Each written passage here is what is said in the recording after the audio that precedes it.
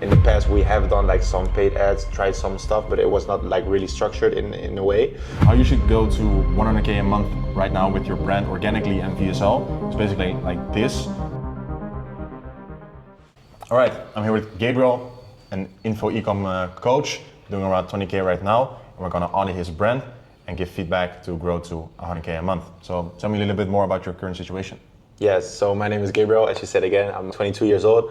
I'm an ecom guy from the Netherlands, so I've been doing ecom since I was like 18 years old. As I said, I'm 22 years old. And for over a year now, I started also coaching people in the Google space, so mainly about teaching people how to do like Google advertisements, how to set it up, and how to scale their own ecom business. So yeah, we've been creating content, doing all types of different things to acquire leads. Yeah. And yeah, you told me like you're gonna do a breakdown about how we're gonna structure it, right? Yeah, man, perfect. So what are the current ways you acquire new customers right now? So as you said, you're about 20K a month right now. You're doing totally organic, or what's the goal here? Yeah, so obviously everything is organic. In the past, we have done like some paid ads, tried some stuff, but it was not like really structured in a way. So now we currently have like a short form editor, also doing like long form content. 2 weeks ago, I also created like a new YouTube account where I'm like posting also long form content, just talking, so the editor can also get clips out of it, you know? Yeah. But like, in my opinion, it's like a bit all over the place, so not that structured, you know? But I think I do have like some credibility in the scene, people know me. So yeah, through the organic content and like my credibility, that's how I got to do these numbers that I'm doing right now, Yeah. right? Yeah, nice, perfect. So you said you did paid funnels before. What was the strategy with that? What is the ICP or? Yeah, so out of the top of my head, we did like 5 advertisements. It was like with a microphone on the couch. Yeah, it was just like kind of a VSL kind of thing. Yeah. So I just got like a script and I got to read it in front of the camera. So yeah, not too much thought behind it, to be honest. So I think there's a lot of room for improvement in there also. Sure, and maybe yeah. we should give it like another try again, right? Yeah, sure, we could talk about that. It was a VSL funnel or towards you told me something with a school funnel? Or? Yeah, so both. Yeah, we did a VSL funnel, but also a school funnel back then that we was running. Yeah. All right. So ads towards a school, free school or paid school? It was a paid school, yes. Paid school and then funnel them towards your coaching, right? Yes. Okay, nice. And okay, so but now the biggest growth, I think you stopped with paid and now you're totally on organic. Yeah, fully organic indeed, yeah. Okay. Also posting on TikTok, by the way. Okay, yeah, so omni-channel, that's definitely nice. And also on YouTube, so that's definitely the good way to go. Okay, so first of all, when I look at your page right now, I think 11K followers, that's really nice. And Gabriel is a very strong name. I really like the profile picture. Face is visible and you-centered. A lot of people show the car, show the lifestyle, or don't even have a profile picture as a whole. So that's definitely nice. This is really nice as well, but I think the bio could be a little more specific. Maybe a CTA towards need help setting up Google coaching or need help setting up Google store, connect me with a clear CTA. Also, I think this is really direct. So work with me, it's a direct CTA towards coaching or a call. And I think the thing is that the reason to reach out is really high, right? Because you're not giving them a lead magnet or a breakdown video or something to nurture on. The direct CTA is towards working with you together, right? But I think you can do that with a really big brand and when your content is nurturing itself and et cetera. But I think you're way better off with having a clear CTA towards a breakdown or a lead magnet or a community or whatever. Then what you could do is, because you're differentiating yourself with ecom, of course, but the ecom scene is really big. And I think with the next ICP you want to target is towards people who are specifically in ecom. The thing is that you need to differentiate yourself in the market of ecom coaches. So how are you going to differentiate yourself? Because ecom itself is a niche, of course, but in that niche, it's more of an industry now because it's so big. There's a lot of people, a lot of supply, and the demand is also really high. But the supply increased the last couple of months, increased tremendously because they're everywhere. There are ecom coaches right now. Yeah. Some of them are not even in ecom or don't even run a shop or whatever. But the thing is, I think having Google in the bio is something you could definitely think about. It's more specific, right? Yeah. Because indeed, as you said, like within ecom, you also have like a lot of different advertising platforms. Yes. So I think also that now you say that it's very logical. It makes sense, you know? So yeah, when I type in Google, it speaks more towards that person because indeed. And why would someone land on your page instead of someone else's? With Google, maybe it creates some type of intrigue. In either way, it positions you as something authentic. And that's what you want to chase with personal branding, something authentic. Then change the CTA to a breakdown or your YouTube long form, something to let the audience nurture themselves even further on instead of I direct CTA. It's sort of what I'm seeing right now, because the profile, the bio is one of the first things people see. And right now you're direct CTAing them towards a collaboration with you. The thing is, that's going on a first date and asking the girl to marry with you, right? It's really direct and it's really from A to B in a really fast way. So make it a little, sweeten it for them, right? Give them more value, something to nurture on. Then with the highlights, of course your B2C, so the lifestyle is really important. But I think the DXB and life and Bali, etc. Here's ecom and here is my results. These are the main priorities. Lifestyle is nice, but I can go on holiday and make the same type of pictures, right? Yeah. And DXB is more hieroglyphics than something clear. You need to understand that people scan these, right? They don't read everything step by step and read all of it. You scan it and subconsciously, you need to gain attention with something really clear. And my results is really clear. The Shopify award is really nice because that's something, an achievement people in the e-com space want to achieve. So that gets the attention. Also with e-com, with the dashboard, that's nice. But put those two right here, so at the beginning, and consider making a start here CTA.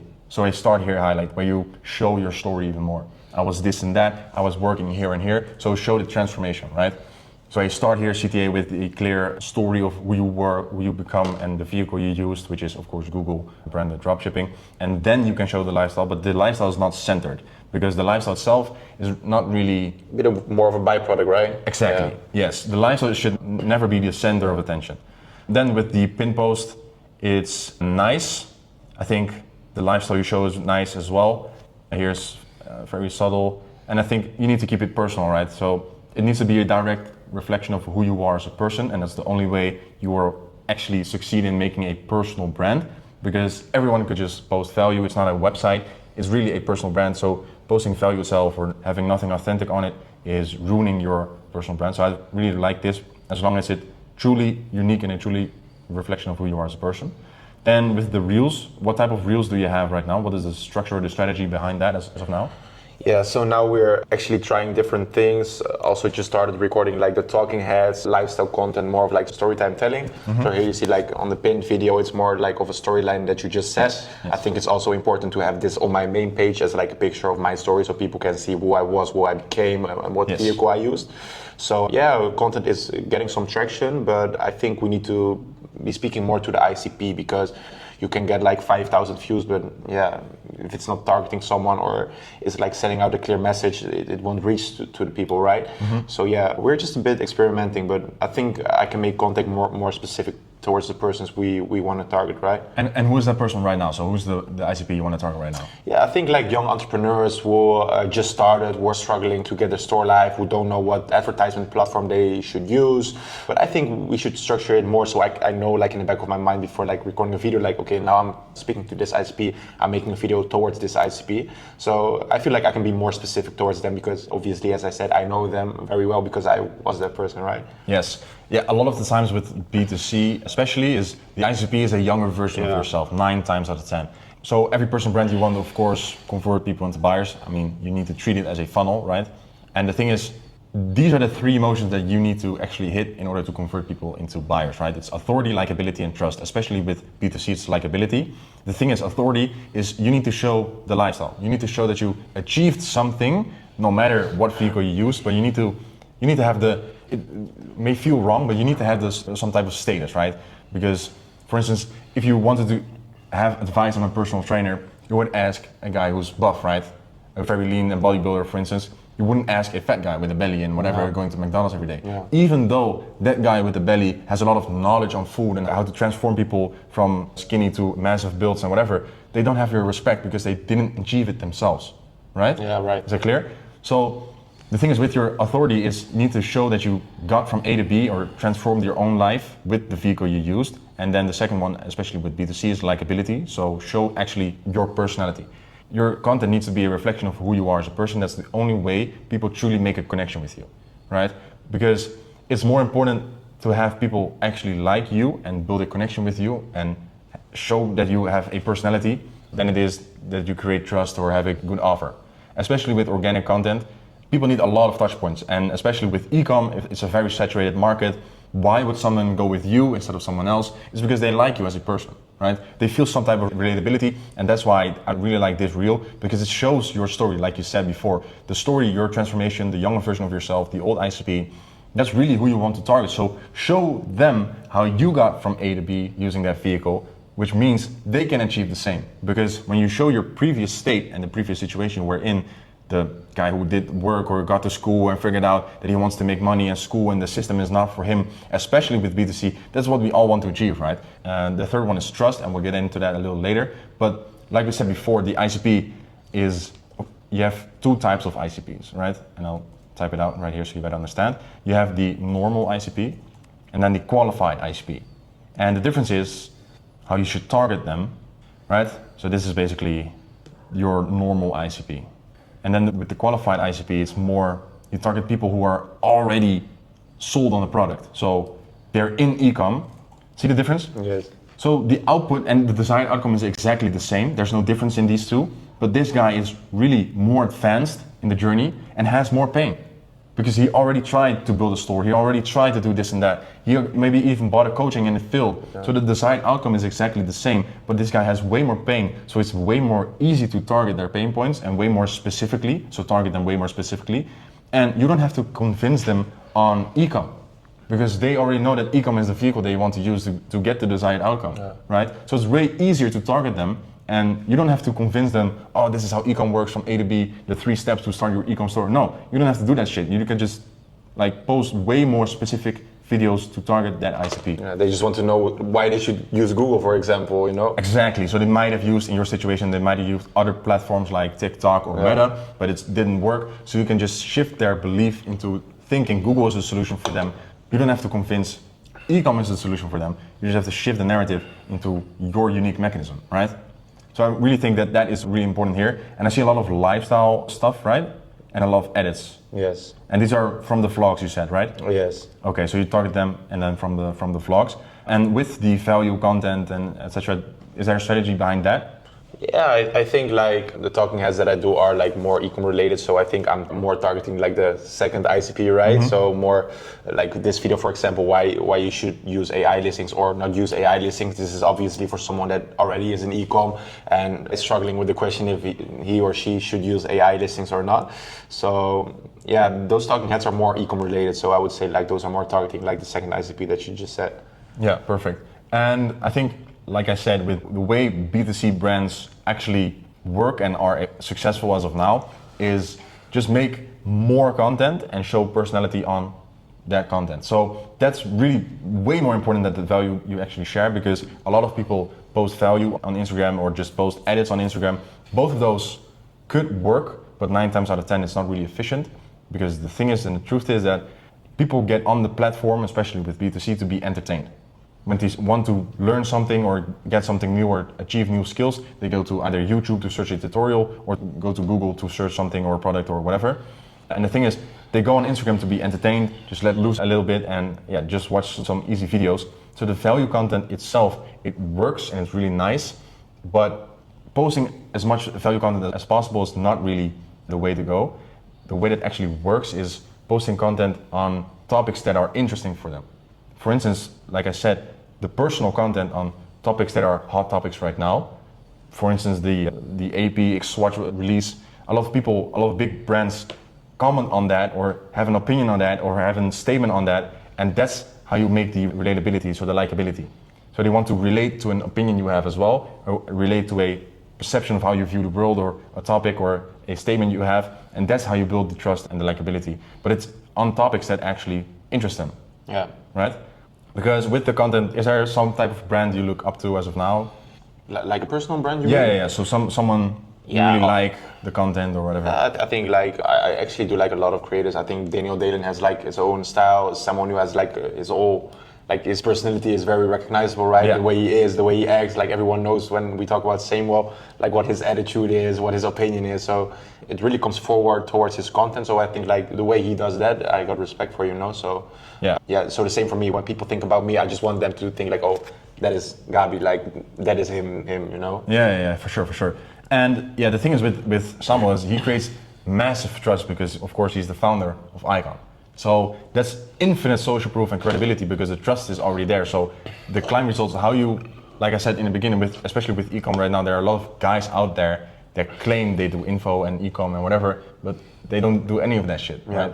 They don't even have a store. They didn't try to build up a store in the last 3 years. Somehow they claim that they're still in the scene. Yeah, and I think also what Samuel has is like in his bio, he has like owner of Icon, right? So it gives him like in that credibility instantly, right? Yes. So obviously dropshipping stores are fun and stuff, but as most of you guys know, like within like 6 months, 1 year, 2 years, these stores can die out, right? Yeah. So that's why I also want to focus like on a real brand. So I can put in my bio, for instance, like owner of, so people can really recognize me for that brand also, you know. So you have like more credibility also, I think. Yeah, for sure. And like I said, the results and the volume of posting is actually the two nuggets that are going to give you the most results. So posting as much videos as possible on hot topics and your opinion and public statements and whatever, and then the student results and your own results are what converts them into buyers. So like I said, with your stories, how I see stories is you want to set your stories in a way that you are a results train, right?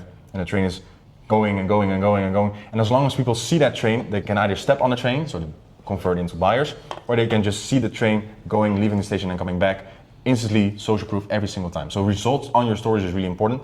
And of course you can do results on the highlights and in the reels itself. So the proof needs to be there because that is what creates trust, right? And on the long forms, you can do the client results and testimonials and whatever. But I think trust is a really big thing because the e-com market is really skeptic as of now, right? Especially in the Netherlands, right? Because so many people also do e-com. Yes, exactly. And there are a lot of guys that claim they do anything, but yeah. So trust is really important as well. So you mentioned something with paid ads before. Are you looking to do paid ads later on or right now? Or yeah, maybe, I think so. But I think when we do it this time, there should be like more brain behind it, like more thought, right? So yeah, obviously always open to try out new things, try it again, but we do not currently have like a strategy for it yet. Yeah, nice. All right. So yeah, you could use the VSL funnel, or that's something we could do a little bit deeper on. So yeah, you mentioned VSL funnel, so I think we could do a little deeper into that.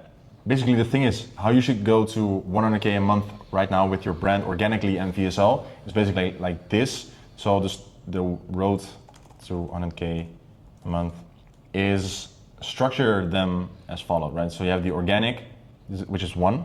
You could do a VSL funnel, and then a lot of guys have something like a community or whatever, something you could use as well, but I'm gonna use it as of now, but put a little bit to the side. These two are main, definitely main. So the thing is, you need to view it, this is your ecosystem, right? So basically, this is all the media that you sort of own. So the way you should structure these two is actually, people go through your funnel or go through your ecosystem in a non-linear way. A lot of people see a funnel as you go to step A, then the B, then the C, then the C, and then you convert into a buyer, right? You go and hop on a call, and that's the first content you ever have. But with funnels are not linear, so they enter your funnel, watch a video, then they go back, watch another video, have a lot of touch points, then they watch a YouTube video, and then you should probably have a VSL funnel that could retarget all the eyes that entered your ecosystem, your content ecosystem before, right? So you could have a retargeting campaign on the direct response funnel. So direct response is the VSL funnel. So you could target those people like 30 to 90 days retargeting on engagers. So you could just target these people who are already engaged in your ecosystem or engaged in your marketing or your videos, and you could show them a direct response funnel. With direct response funnel, like I said, you expect a direct response. So you need to set it up in a way that actually intrigues the click, right? So of course you're in e-com, so I don't have to explain this, but with one-time offers or whatever, you should have something that the intrigue is so high that people want to click because the offer is so good. And with e-com, a lot of people offer 100,000 different types of shit. So the offer needs to really stand on its own, and then you could retarget those people who are already in your content ecosystem. Understand? Is that clear? Yeah, clear. So the thing is how you should structure them also with ads. You can do static ads or profile ads or VSL ads on the couch or whatever. I think that with this, you have a really clear personality. You don't mind being on camera, and I really like that about your brand. So just make it really organic. So your ads need to be really organic. Then, for instance, let's make up one specific ad creative right now. So what could be an ad creative you could use right now, right? So let's think about it. The offer, for instance, a VSL funnel, 9 times out of 10, a VSL funnel is a short training, for instance, which you could shift the belief they have on Meta. So shift the belief they have on dropshipping, right? So they think of dropshipping as their vehicle to get from A to B. They tried it before, hasn't succeeded. So what you could do is, of course, you have the unique mechanism, which is Google, right? So So I could say here.